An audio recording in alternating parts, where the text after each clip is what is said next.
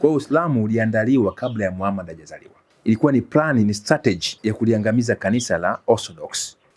Ukiutafuta Uislamu kwa historia kuanzia Adam kabla ya mpaka kwa Muhammad, huwezi kukuta Uislamu. Qur'an yenyewe haijitoshelezi kuunda Uislamu. Nipe nguzo 5 Uislamu ndani ya Qur'an. Haziko. Yale maneno ambayo yanazungumzia habari za Yesu ndani ya Qur'an yametokana na Injili za Apokrifa. Ukisikia Apokrifa ni maandiko yaliyokuja baada ya mitume kufa, ambayo ilikuwa ina contradict mafundisho ya mitume na waandishi wake hawajulikani. Na haya mapokeo ndio Wakatoliki pia wameachukua, yako pale Vatican. Hata kuhusu kwamba Yesu aliumba ndege akampuliza, ipo kwenye Injili ya Apokrifa ya Yakobo. Kwa hiyo Qur'ani imechukua zile dogma, maana ikasema kwamba Uislamu Wakatoliki walichukua ile madogma wakayatupia kule. Kwa hiyo Uislamu ni mchanganyiko wa vitu vitatu: Uyahudi, Ukristo na upagani wa maana. Mtazamaji wa channel yetu, tunakaa hapa na Mwalimu Jeff Masawe. Mwalimu Jeff, leo tumekuja hapa kwa sababu ya maswali ambayo hasa yanatokana na vipindi ambavyo tumewahi kuvifanya huko nyuma. Tukifanya vipindi mara nyingi kuhusiana na Uislamu, huwa unagusia hili swala la kwamba Uislamu uliundwa na Wakatoliki kwa ajili ya malengo maalum. Huwa unasisitiza mara nyingi sana. Sasa hii inatuletea maswali mengi sana, kwa sababu kwa mujibu wa elimu ya Kiislamu ni kwamba Uislamu ni dini ambayo mwanadamu ameumbwa nayo. Yaani Mwenyezi Mungu aliumba mwenyewe. Kwa hiyo watu wote ambao wamekuwa waumini wa kweli wakimfuata Mwenyezi Mungu walikuwa Waislamu. Wewe leo unapokuja kutuambia Uislamu umeanzishwa na Wakatoliki au umeundwa na Wakatoliki kwa malengo maalum, kidogo unakuna tuchanganya, na mara nyingi hujawahi kuwa na ushahidi ule concrete kabisa kwa ajili ya kuthibitisha. Kwa hiyo leo nikasema kwa nini tusifanye hiki kipindi tukitoa ushahidi unaomakinika kabisa kwamba ni kweli Wakatoliki walianzisha Uislamu, au labda wewe huwa unaongea tu kwa sababu wewe ni Mkristo na kuna chuki za kidini baina ya Wakristo na Waislamu, labda kuna hako kachuki na wewe unakuwa nako. Karibu sana mwalimu, tuweze kuongea. Kwanza wasalimia watazamaji wetu. Shalom, kwa Kiswahili amani iwe kwenu. Ndio. Kwanza mimi nataka nijue mwalimu, wewe Uislamu ni kweli unaujua Uislamu? Kwa sababu Uislamu mara nyingi wengine kama sisi Wakristo tunaongeaga kwa kusikia na kuona watu wanaenda misikitini wamevaa kanzu, basi tunajua hao ni Waislamu. Lakini kwamba kabisa Uislamu upo hivi, Wakristo wengi hawajui. Labda wewe unaweza kusema unaujua? Uislamu nimefanya utafiti. Kila kitu bwana simulizi ukifanya utafiti utakielewa katika ulimwengu. Na pia nimebahatika kusoma vitabu vingi. Hata hapo umekuja kwangu hapo umeona vitabu viko vingi sana navyo hapa kwa ajili ya kuchunguza mambo kaza wa kaza. Kwa hiyo mtu yote ataka kujua Uislamu anaujua. Na hata leo kuna shangaa, kuna mtu kwa ni Mkristo kaja akasilimu akawa Muislamu. Sawa. Na vile vile Muislamu akaja akabatizwa akawa Mkristo, na maana kwa amesoma. Kwa hiyo mimi nimekaa sana na Waislamu muda mrefu na nimefanya study sana kuhusu sana na Uislamu. Sawa. Kwa hiyo naweza nikaelezea. Na pia namshukuru Mungu nimejizatiti sana kusoma historia ya dunia. Na kwa vitabu ambavyo ni legible kabisa. Si tu mambo ya kusikia tu hivi naambiwa na mtu na mimi nachukua na kuongea. Naweza nikahojiwa na nikatetea hoja yangu hiyo kwa vitabu na kwa ushahidi yakinifu. Tena kupitia vitabu vya Waislamu wenyewe na vitabu vingine kuhusiana hoja ambayo umejenga hapa kwamba au ambayo nimeshaizungumza kwamba je, Uislamu uliundwa na Katoliki? Ndio. Kabisa, ushahidi upo. Aba uniambie sana nikupe huo ushahidi. Sawa, tutaingia kwenye ushahidi, lakini nataka niongezee hili swali moja ambalo Waislamu wao wenyewe huwa wanaongea mara nyingi. Nakwambia huwezi kujua Uislamu kwa kusoma tafsiri zake, inatakiwa usome matini Kiarabu. Kwa hiyo ili ujue Uislamu ni lazima ujue Kiarabu, kwa sababu kuna vitu vinatafsiriwa kwa akili ya yule mtafsiri, sio kwamba ndivyo kabisa kwa 100% ilivyo. Okay. Cha kwanza iko hivi bwana simulizi. Hizo ni hoja za kimjadala tu. Na hata Waarabu wenyewe wanaweza wakasoma wasiujue Uislamu. Sawa. Sababu Uislamu ni dini. Ili uweze kuelewa lazima uangalie mtazamo au muktadha wake wa kidini umelenga nini. Kwa mfano tu hata Waislamu wengi hawajui Kiarabu. Kuna ile tu kukaririshwa Qur'ani pale madrasa na kadhalika, lakini umwambie kabisa kwamba anajua hicho Kiarabu ni wachache wanaokijua hicho Kiarabu. Lakini pia unaweza ukajua Uislamu bila kujua Kiarabu. Ni kama hao Waislamu wana miaza lao. Vitabu vingi unakuta hata vimeandikwa kwa wanaojua Ukristo kwa namna ambayo wameusoma wao. Sawa. Ndio maana wanajenga hoja kukosoa Ukristo. Kuna Wakristo pia wanaweza kujenga hoja kukosoa Uislamu. Lakini hapa tunachokiongelea mimi na wewe tunaongelea elimu ambayo ipo ya kidunia. Ambapo kuna siri za ulimwengu ambazo Muislamu au Mkristo hawezi kuzielewa kwa kwenda madrasa au kwenda Sunday school au Sabbath school. Kuna mambo rafiki yangu simulizi si rahisi kuyajua kwa magazeti. Okay. Si kujua kwa taarifa za habari. Kuna mambo mengine hayaweki katika taarifa za nini? Za habari. Kile ambacho unakiona cha nje na kile ambacho ni cha ndani ni mambo mawili tofauti. Sawa sawa.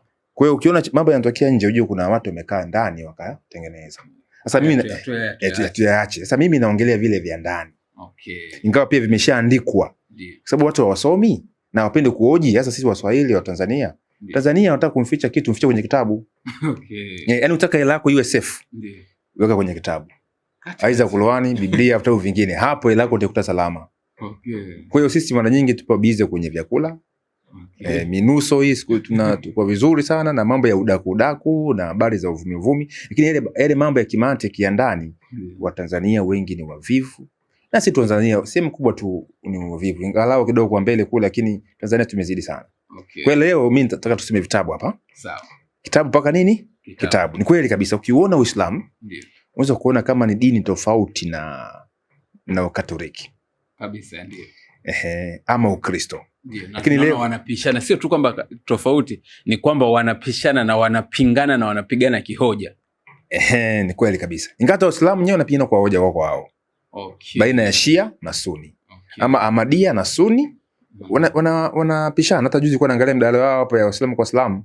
Wanapambana mpaka wanataka wazichape kabisa. Unaona? Kwa hiyo ndani ya Uislamu nyewe pia kuna mgogoro kama uopo. Kama ulivyo kwa Wakristo nao pia hawapatani. Sawa sawa. Kwa mambo kaza wa kaza, lakini tunapatana kwa sababu ya jina la Yesu au Kristo alikufa na kufufuka. Na pia Waislamu pia wanapatana katika baadhi ya mambo yao ambayo wanayashabiana, lakini kuna baadhi ya mambo ambayo yakubaliana. Sasa tutaka tuangalie muktadha mzima. Sawa. Wa Uislamu umetoka wapi? Sawa. Uislamu umetoka wapi? Sasa ingawa Waislamu wanajenga hoja kwamba Uislamu ulianza kwa Adam. Mungu alipomuumba mwanadamu wa kwanza aliumba na Uislamu. Lakini sasa ukisoma sasa kwa mtu kiueledi kabisa. Ndiyo. Ukisoma Uislamu au ukitafuta Uislamu nje ya Qur'ani na Muhammadi. Ndiyo. Au historia ya Uislamu ya juzi ya miaka 1400 hapa. Ndiyo. Sababu Muhammad alizaliwa mwaka wa 570. Ndiyo. Baada ya Kristo. Sawa. Kwenye ile miaka 610 ndio akaanza kutangaza nini? Dini ya Kiislamu. Sawa sasa ukiutafuta Uislamu kwa historia kuanzia Adam kabla ya mpaka kwa Muhammad huwezi kukuta Uislamu. Okay. Sababu Uislamu una nguzo 5. Ndio. Nguzo 5 za nini? Za Uislamu. Za Uislamu. Na kuna nguzo 6 za imani. Ndio. Na kuna nguzo 2 za ihsani. Okay. Kwa mambo hayo ndio yanaunda nini? Uislamu. Okay. Na Uislamu unaundwa na Qur'an na hadith na sunna, hadithi za mtume. Okay. Sawa hapo unaunda nini? Uislamu. Okay. Sasa ukisema Uislamu upo katika historia, ndio maana inakuwa sasa utauchakata lakini utaukuta. Okay. Kwa sababu umebaki tu ule wa maneno kwamba Musa ni Muislamu, Ibrahim ni Muislamu. Kwa sababu wanasema kwamba Ibrahim alisujudu, Musa alisujudu, ni Muislamu. Lakini leo Mbuda afanye ibada pasipo kusujudu. Mbuda. Je, mtu akisujudu anakuwa Muislamu? Naona kwa hiyo si kusujudu tu. Sababu kiangalia sababu mada yetu si haiende sana huko ndani. Ndio. Kwa hiyo labda tunaweke tu hoja hii, wakati mwingine ukanihoji. Nakataa kwamba Uislamu haupo kihistoria. Kwa hiyo Muhammad ndo walisilimisha kina Musa. Alimsilimisha Ibrahim. Okay. Kwa sababu ndio maana utasema utaona Muhammad katika Qur'ani hiyo anasema kwamba yeye ni wa kwanza katika wenye kunyenyekea. Wenye Waislamu. Kusilimu. Lakini hapo kuna kitabu cha wakeze mtume. Ndiyo. Na wakubwa na wadogo. Ndiyo. Utaona anasema Hadija ndo anakuwa mtu wa kwanza au Muislamu wa kwanza kusilimu baada ya Muhammad. Muislamu nini? Wa kwanza kusilimu. Sasa hizo kuna contradiction ziko nyingi. Kuna ngaja kaza kabla tujaenda. Kuna shehe huwa anafanya naye vipindi anaitwa Mwalimu Kesede.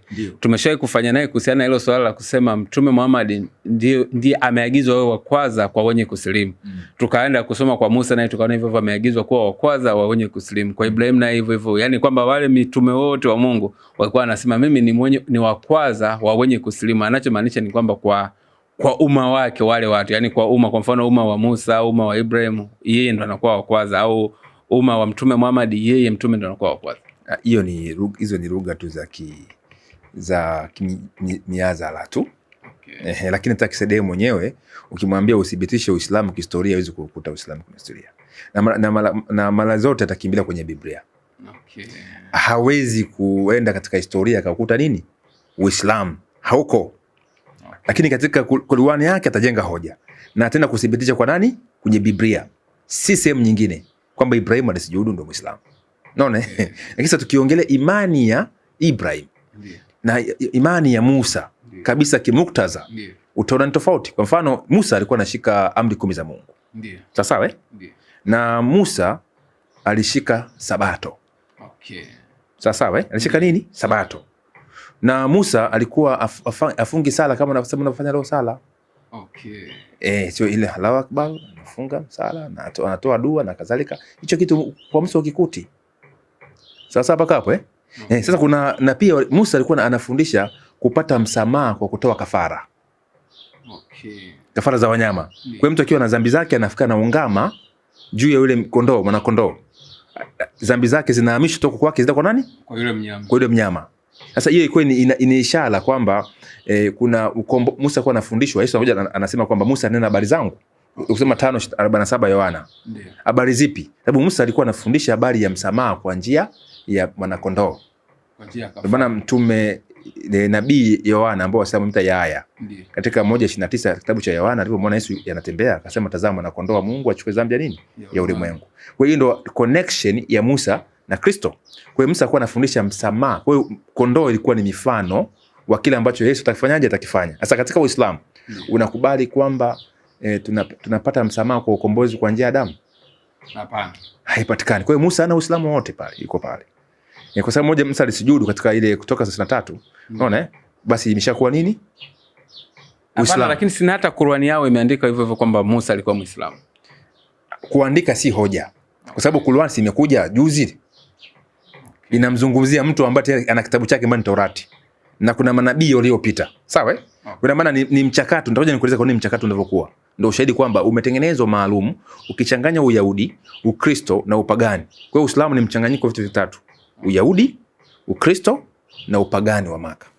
Okay. Na kwa wale waunzi wake walibidi watengeneze kitu fulani ambacho kitashabiana na Ukristo na Uyahudi ili baadaye malengo yao yatimie. Ndio maana Uislamu upo katika dini unaitwa katika dini za Ibrahim.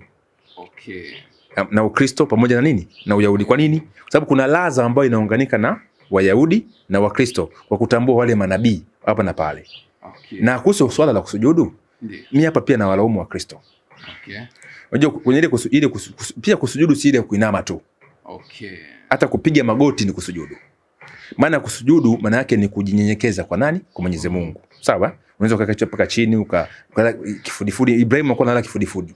Okay. Sawa? Ukisoma ile 17 Mwanzo, Ibrahim Mungu kama nenda mbele zangu kama mkamilifu. Ibrahim akala kifudifudi au kifulifuli. Sasa Waislamu wanafanya kifulifuli? Hapana. Hapana. Sawa? Kwa hiyo ukiona pia manabii katika sehemu kubwa unapokuwa unafanya ibada walikuwa wanapiga magoti. Okay. Kama 6:10 Danieli tunaona kapiga nini? Magoti. Lakini kwa Mungu lazima tumfuate kwenye kifu. Hata mimi katika ibada zangu siwezi kumwabudu Mungu nimesimama. Okay. Sawa? Ninapiga nini? Magoti au kusujudu kwa namna moja nyingine. Sasa Muslim wao wanasimama muda mrefu. Ni ile tu kupiga kuinama na kuinuka. Ni kama tu hivyo tu ibada tu ya kama ya inaweza nikasema ibada ile ya marudio tu. Okay. Sasa ndo mata na muda mwingi unasimama kwa ile kufunga rakaa. Na Yesu anasema kwamba wanafiki wanasali hadi wamefanyaje? Wamesimama. Kando ya njia au popote au kwenye masoko popote pale. Na Muislamu anaweza akapeka mswala hata barabarani akasali. Okay. Sasa paka hapo Sasa sitaki tuchimbe haya mambo sana kwa ndani. Sababu hiyo ni uhuru wao wa kusali. Yaani kuwa Muislamu ni uhuru wako. Ndio. Kuwa Mkristo ni uhuru wako. Lakini hapa tunajenga hoja. Okay. Sababu Muislamu ni anajenga hoja anivute mimi niwe Muislamu. Ndio. Ama mvute Mkristo awe nini? Muislamu. Hata mimi najenga hoja kumvuta Muislamu aje kawa nini? Katika imani katika Kristo. Ndio. Sasa ndio hata leo tunaruhusiwa hata kiserikali. Okay. Kwa ibada ya 19 nafikiri ni ibada ya 19 kipengele cha kwanza cha pili kwamba kila mtu ana uhuru kutangaza dini yake na kubadilisha nini? Dini. Okay. Kwa natakiwa unishawishi kwa hoja. Kwa katika hoja zangu ambazo mimi nimechimba siwezi kuwa Muislamu. Sawa? Kwa sababu nimeona Uislamu na Ukatoliki vinafanyaje? Vinashabiana. Kuna malengo yako pale. Okay. Na Uislamu hauna assurance ya kukupeleka katika ufalme wa Mungu. Sawa sawa. Ndio maana katika ile surati Maryam sura 19 aya 71 nasema hakuna katika nyinyi ambaye atafikia hiyo. Hebu tuisome tu andiko. Okay. Sema wala hakuna yoyote katika nyinyi ila ni mwenye kufikia hiyo jehanamu. Ni wajibu wa Mola wako uliokwisha hukumiwa. Tayari. Sawa Ndio.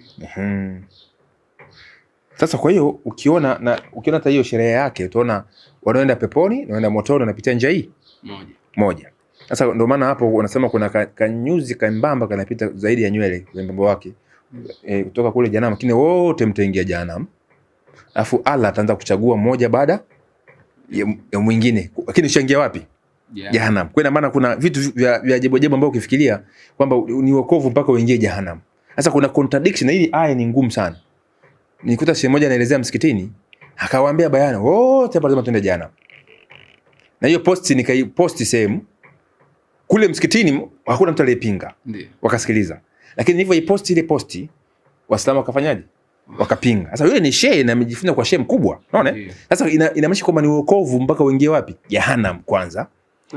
Alafu ndio uanze kuchaguliwa na Allah. Sasa kwa hoja hiyo tu mimi siwezi, sababu katika imani ya Kristo, hebu nisome 19 vipi? Yohana. Sawa. Yohana 10:9 anasema, mimi ndimi mlango. Mtu akiingia kwa mimi ataokoka. Ataingia na kutoka, naye atapata malisho. Na atapata nini? Malisho. Kwa maana ukiingia kwa Kristo, maandiko yanasema yeye ni lango, utaokoka. Sawa paka hapo? Ndio. Sasa piga tena 14 mstari wa kwanza. Yohana hapa? Hiyo. 14 mstari wa kwanza. Nasemaje? Msifadhaike mioyoni mwenu, mnamwamini Mungu, niaminini na mimi. Endelea. Nyumbani mwa Baba yangu mna makao mengi. Kama sivyo ningaliwaambia, maana naenda kuandalia mahali. Endelea. Basi mimi nikienda na kuandalia mahali, nitakuja tena niwakaribishe kwangu, ili nilipo mimi nanyi muwepo. Sumuona? Ndio. Yaani katika Kristo kuna matumaini. Ndio. Yeye ndo lango, ukiingia unapata marisho. Sawa. Na pia ameenda kuandaa makao kwa Baba yake, yani katika ufalme wa Mungu. Akishamaliza anakuja kuwachukua watu wake ili yeye alipo na sisi tuwepo. Sasa Mtume Muhammad anasema nini? 46:9 Qur'an, somee. 46:9. Je, anaweza akawa tumaini? 46:9 Qur'an. Okay. Nipe hiyo ya karatasi. Je, nikupe karatasi. 46. Unajua Qur'an ni kitabu kidogo sana Qur'an. Kinazidiwa ukubwa na Agano Jipya.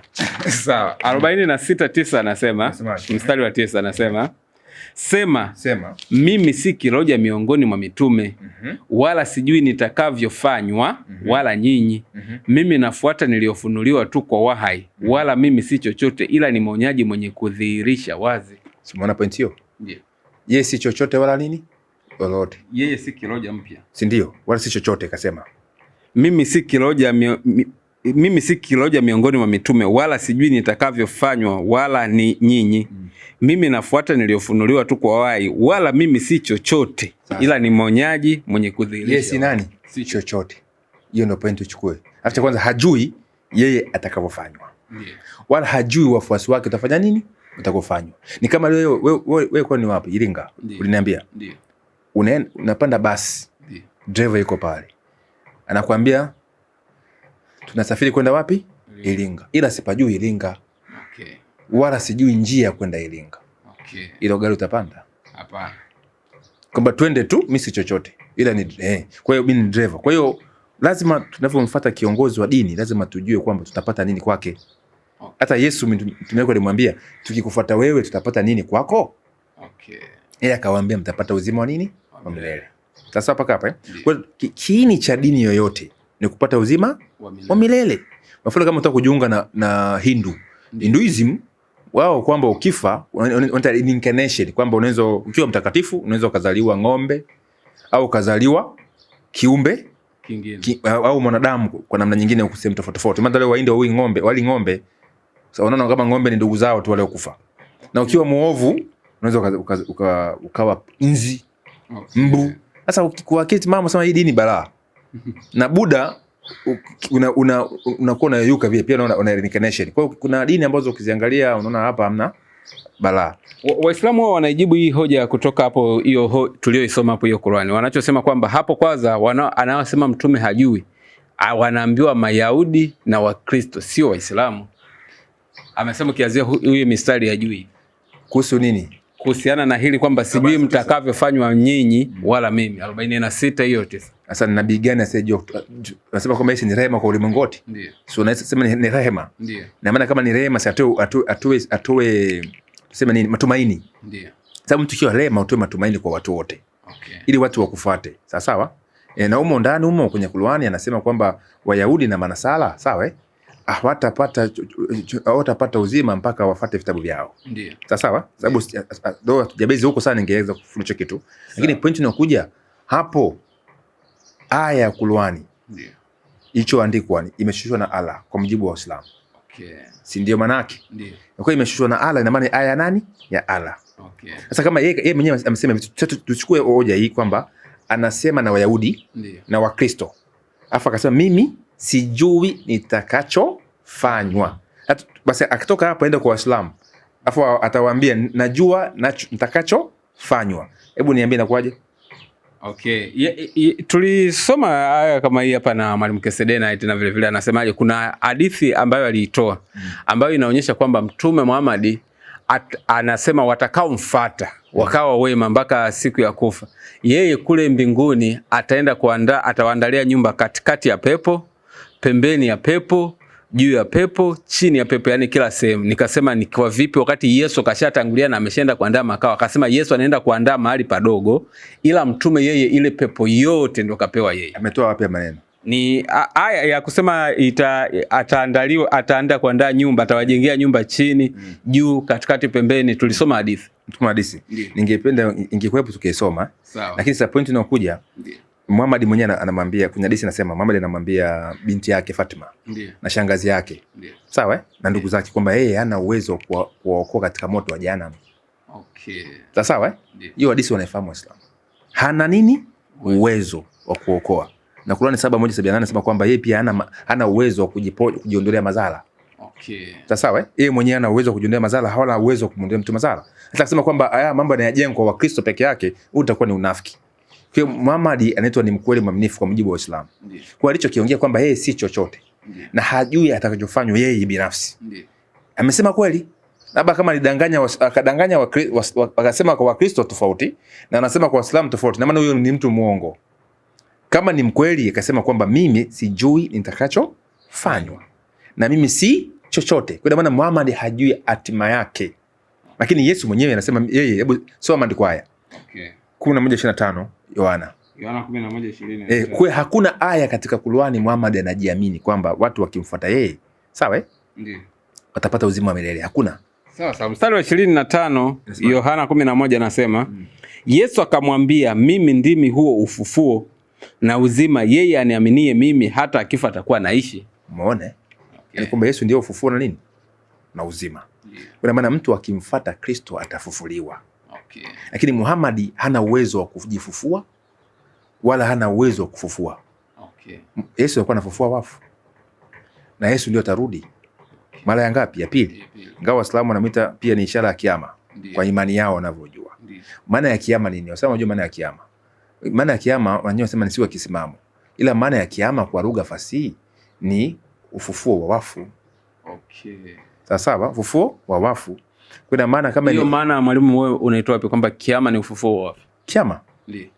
Yaani wewe tu mwenyewe wewe ingia tu katika muktadha wa lugha yenyewe. Okay. Kiyama ni ufufuo nini? Wa wafu. Sababu siku hiyo Mungu atakuja kuhukumu ulimwengu. Okay. Wazima na wafu. Sawa? Ndio. Kwa mfano sasa, hebu nisomee maandiko haya. Sawa. 5:25 kwanza Yohana 5:25. Sawa, nasema mstari wa 25. Nasemaje? Amini amini nawaambia, saa inakuja na saa ipo, wafu watakaposikia sauti ya mwana wa Mungu, na wale waisikiao watakuwa hai. Wale watakuwa nini? Hai. Mstari wa 28.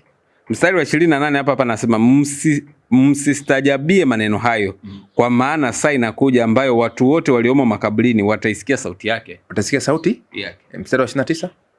Nao watatoka wale waliofanya mema kwa ufufuo wa uzima, na wale waliotenda mabaya kwa ufufuo wa hukumu. Kwa hiyo hiyo sauti ni ya nani ambaye inawafufua? Yes. Ya Yesu. Ndio. Alafu anasema wafu wote waliomo wapi? Makaburini. Muhammad ipo kaburini, haipo kaburini? Yupo. Kina Hamza hawapo kaburini? Wapo. Kina Umari? Wapo. Kina Usman? Wapo. Kina Khadija? Wapo. Kina Fatima? Wapo kaburini. Si wapo? Ndiyo. Na Waislamu wote tunapigana jihadi wako wapi? Kaburini. Kuna maana sauti ambayo inakuja kuwafufua sawa sawa ni ya nani? Bwana Yesu. Yes. Kuna maana Yesu ndio ataleta kiyama. Okay. Na yeye ndiye mhukumu wa walio hai na walio nini? Kufa. Kwa ukisoma ile Mathayo 25 mstari wa 31 kuendelea, utasoma tu kwa muda wako, utaona Yesu atakuja, anapokuja katika ufalme wake atawabagua mataifa yote. Upande wa kushoto mbuzi, upande wa kulia nini? Kondoo. Na atatoa hukumu kati yao. Sasa ukisema kama unampa Yesu katika Qur'ani yao kwamba ni ishara ya kiyama, pointi ya haraka kwamba yeye ndiyo ni ishara ya ufufuo wa wafu. Okay. Sasa paka hapo ingawa Yesu wa Qur'ani anajicontradict. Okay. Anajicontradict. Na Qur'ani pia inajicontradict. Na pia Uislamu ndio kwa siri moja simulizi. Ndiyo. Uislamu kwa Qur'ani umejengwa kwa 20% tu. Okay. Uislamu kwa 80% umejengwa na hadithi na fiqh. Okay. Na ile wanazuoni, uchambuzi wa wanazuoni. Okay. Maana leo tata wao wamegawanyika, siku unakuta leo Waislamu wa Imam Shafi'i, Hanbal, si nini, wamegawanyika. Yaani wasuni humo kuna yule ulama wao ambao wanamwamini. Okay. Na washia hivyo na wao muamini. Kwa hiyo Uislamu umejengwa na maulama na hadithi kwa 80%. Qur'ani yenyewe haijitoshelezi kuunda Uislamu.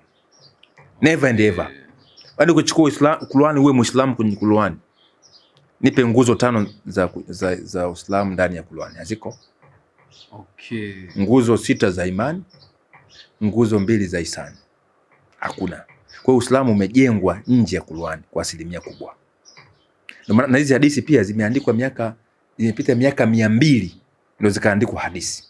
Okay. Kuna hadithi zingine ziko na zinakataliwa na Waislamu, sema ni hadithi dhaifu. Sababu miaka 200 iliyopita ndio wakaanza kuandika nini? Hadithi. Hata Qur'ani haikuandika wakati wa Muhammad. Nilimsikia mtume akihadithia, nilimsikia fulani akihadithia kwamba mtume imepokelewa na Abu Huraira, imepokelewa sio na nani. Kwa unakuta ni hiyo ni baadaye na hasa wakati wa dola la Kiislamu inaitwa Habasia. Ndio wakati ambao hadithi nyingi ziliandikwa. Okay. Na Habasia ni miaka 755 kwa kuendelea mbele. Kwa maana Uislamu kuna vitu ambavyo viko. Sasa labda tu nikupe siri kidogo. Hata tuna ile injili ambayo imeandika Qur'ani. Ndio. Ni injili yale maneno ambayo yanazungumzia habari za Yesu ndani ya Qur'ani. Ndio. Yametokana na injili za apokrifa. Okay. Ukisikia apokrifa ni maandiko yaliyokuja baada ya mitume kufa. Okay. Ambayo ilikuwa ina contradict mafundisho ya mitume. Na waandishi wake hawajulikani. Na haya mapokeo ndio Wakatoliki pia wameyachukua, yako pale Vatican. Okay. Ndio imeunda nini? Hizo maelezo kuhusiana na habari za Yesu, habari za kina Mariam na mengineyo. Okay. Hata kuhusu kwamba Yesu aliumba ndege akampuliza. Ipo kwenye injili apokrifa ya Yakobo. Kumbe. Sasa sawa? Kuhusu Yesu siji kwamba ni ile nini hapa? Kuzaliwa chini ya mti. Ndio. Mariam akatikisa sijui ile mtende. Ndio. Sawa? Ndio. Zipo kwenye injili apokrifa ambazo ziliandikwa na mitume. Kwa hiyo Qur'ani imechukua zile dogma. Maana nikasema kwamba Uislamu wa Katoliki walichukua zile madogma wakayatupia kule. Ndio maana kwenye issue ya Mariamu utaona Uislamu na Katoliki wanafanyaje? Wanaendana. Ndio maana pale Yerusalemu kuna bafu, wasema bafu alikuwa anaogea Mariamu. Ile bafu kama ukienda kuogea pale unapata ujauzito. Pale umejezana Waislamu, wanawake wa Kiislamu na wanawake wa Kikristo. Unaona wote wanamkubali Mariamu. Ninde ingia tu pale bafu la Mariamu pale Yerusalemu. Au sio? Okay. Kwa maana kuna madogma yale leo tengeneza nayo hata hapa naweza nikasema. Yale yote ambayo imezungumzwa kwenye Qur'an yapo kwenye injili za apokrifa. Okay. Ambazo ni injili ambazo ni zilizofichika. Yaani injili zile ambazo zilikuja miaka si 100 mbele huko 200 na kitu zikaibuka na waandishi wake wajulikane mpaka leo. Kwa maana ndio madogma ambayo yametunzwa kule kwenye Vatican Archive kwa ajili tu kwa mlolongo maalum wa kuunda Uislamu. Kwa hiyo Uislamu uliandaliwa kabla ya Muhammad hajazaliwa. Ilikuwa ni plan, ni strategy ya kuliangamiza kanisa la Orthodox. Okay. Pamoja na Wayahudi na wale Wakristo wa Amri 10. Sawa sawa. Kwa sababu Roma ilishindwa kuangamiza, sababu iliona aibu kwamba itapochukua jukumu la kuangamiza wa Orthodox, Wakristo wenzao, kuangamiza Wayahudi na wale Wakristo wa Amri 10, dunia au historia itasemaje kuhusiana wao? Sawa sawa. Ndio. Umeelewa eh? Ndio. Dunia itaonaje kuhusu sana wao? Ni kama leo nataka kuua watu ambao unajua hapa nikiwaua mimi. Ndio. Ndugu zangu. Hawa. Kwanza mimi labda kama mimi ni kiongozi wa dini. Okay. Nikinyosha mkono wangu kuwaua hawa watu, watanionaje baadaye? Okay. Hata kama basi nimefanya kwa siri, ndio. Siku wakijua itakuwaje? Sawa sawa. Kwa hiyo inabidi tengenezwe mpango kuunda kitu fulani cha kidini na cha kisiasa pamoja, ili hicho kitu kifanye kazi kwa niaba yao. Okay. Unakuta kinaua, inatimiza malengo yake, lakini jamaa anaonekana hana nini? Lawama. Okay. Wewe leo kitokea leo maugaidi duniani na nini mambo kama hayo, wanalaumu Uislamu. Uongo kweli? Kweli.